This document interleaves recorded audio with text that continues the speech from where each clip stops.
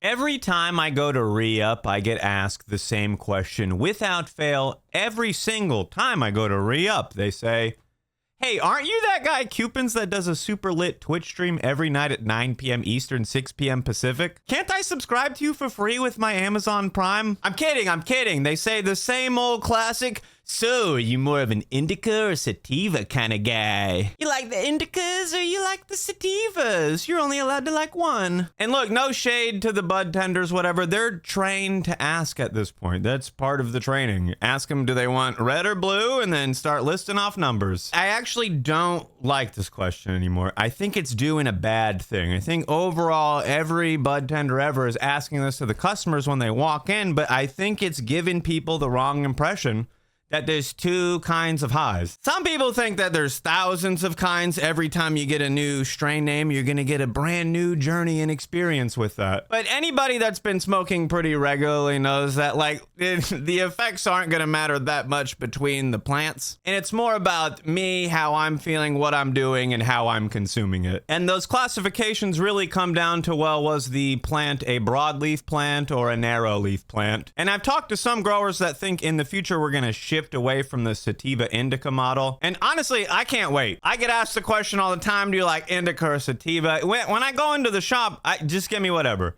I don't even care about the numbers. Most of the shops that you go to, unless they're carrying a bunch of third-party products, most of the stuff in there is about as good as the rest of it. It's not like they're growing one that's 30 times better than the others. There's some stuff that's better, obviously. They usually charge more for it. But when I stopped being super picky, I started just getting better stuff overall. When you're really picky, you're trying to get the exact thing that you want, you're easily disappointed because you know what? They didn't have it that day. But asking that question every time somebody goes into the shop, are you more sativa, are you more indica? They tell you one's a head high, one's a body high. But like, try to do a 1 gram dab of some sativa and not get couch locked. Go eat 1,000 milligrams of sativa edibles and not get couch locked. I mean, if you throw your couch away and you don't have a couch anymore, you technically can't get couch locked. But there's more to the effects than what was the name of the plant. There's more to the effects and what was the classification. Was it this or this?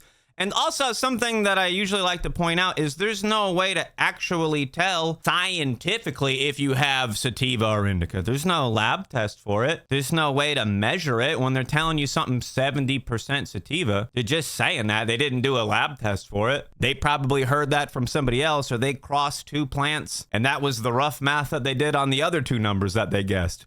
But most of the time, that number is just like an assignment. It doesn't mean anything. Not every 80% sativa is going to hit you the same. That's more of just how the plant looked when they were growing it. It's also wild, too, when you think about, like, cartridges. There's a lot of cartridges that are marked indica, sativa, hybrid. And a lot of the times, they all have the same distillate in them. They usually add terps to a lot of these, or just added different food grade terps. Maybe they got the CDT. But like, we're taking the same distillate, the same oil, and we're just adding slightly different flavors. And there's people out there that think that they're gonna get wildly different effects from the same two distillates with slightly different flavors. Really, the effects that you're gonna feel, it's more dependent on you than what you're smoking. There's a lot of factors: your tolerance, your metabolism, how you're consuming it.